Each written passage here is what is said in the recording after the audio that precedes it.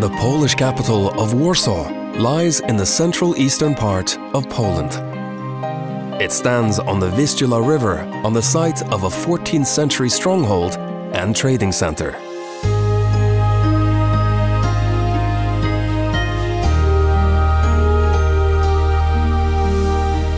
Warsaw has, for centuries, been a center of refinement and knowledge. Its strategic position has also made it one of the most invaded countries in Europe. This is a city that resonates with a powerful spirit of reinvention. A spirit that has been forged from a history that has pushed it to the brink of destruction time and time again.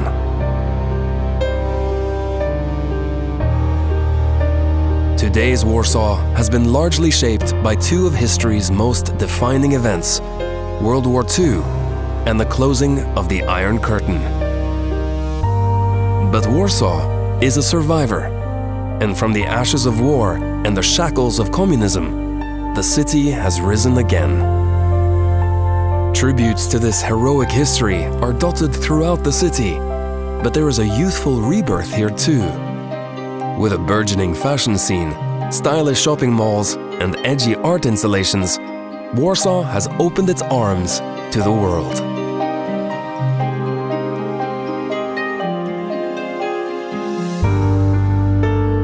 The true heart of Warsaw is its Old Town, a stunning tribute to the city's will to survive and rebuild. This is where, in the dying days of the Second World War, brave locals launched the Warsaw Uprising, one of the most heroic resistance actions ever seen against the Nazis. In retaliation, the Nazis almost completely destroyed the city.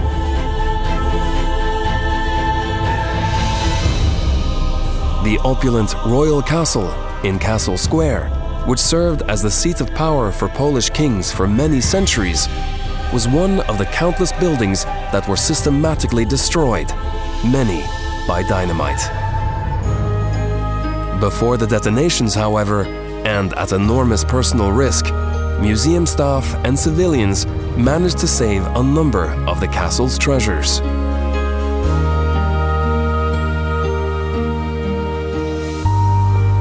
After the war, much of the Old Town was painstakingly rebuilt using 18th century paintings as a reference. In front of the castle is King Sigismund's column. Badly damaged but restored at the end of the war, this is another symbol of the city's resurrection. One of the few statues not destroyed by the German army is the nearby Sirena, or mermaid statue. The symbol and protector of Warsaw, the mermaid has been on the city's coat of arms for centuries. The Old Town is also home to some of Warsaw's beautiful cathedrals. Visit St. John's Cathedral and St. Anne's Church, whose interior miraculously survived the war.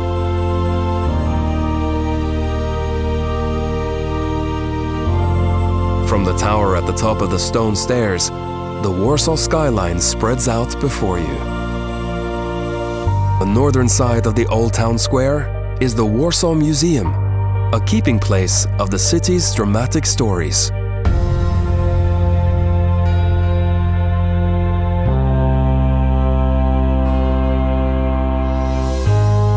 Visit the beautiful Warsaw University, which served as military barracks for the German army. During the occupation, education was mostly outlawed, but an underground secret university emerged. More than 3,000 students continued their lessons throughout the occupation in homes around the city. But many paid the ultimate price.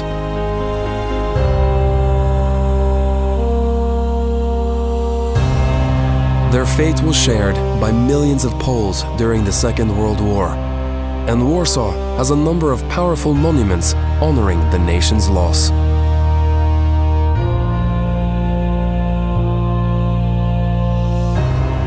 The Poland Museum of the History of Polish Jews is built on the site that was once the infamous Warsaw Ghetto.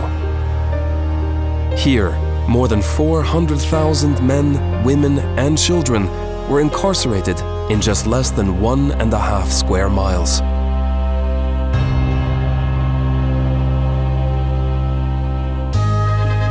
Nearby, the Warsaw Uprising Monument and the Warsaw Rising Museum pay tribute to one of the bravest chapters of the city's long history.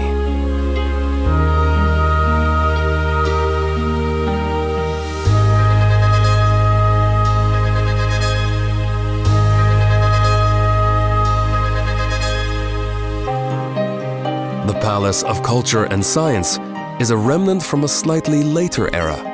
It was a gift to the Polish people from Stalin at the height of the Cold War.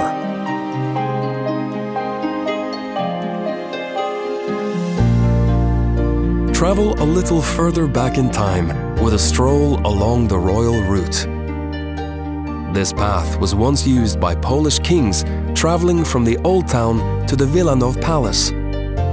Today, it is a popular tourist walk studded with historical sites.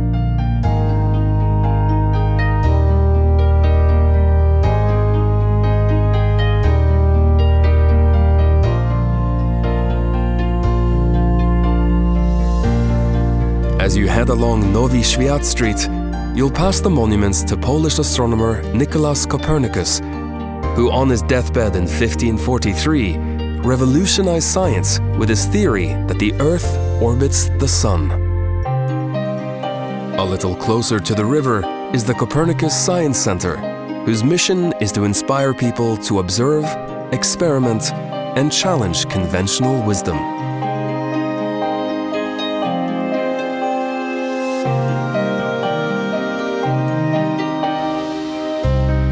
In the Holy Cross Church lies a very personal reminder of another of Warsaw's famous sons, composer and pianist Frédéric Chopin.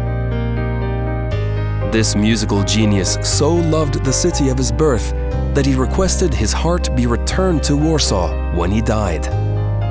You can see where it now resides here.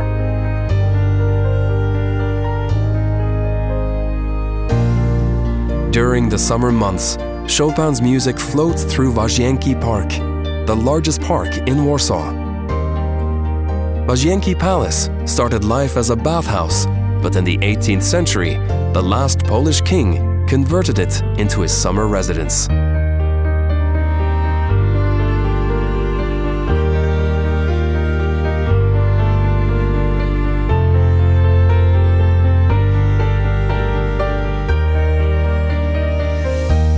The last stop on the royal route is Wilanów Palace.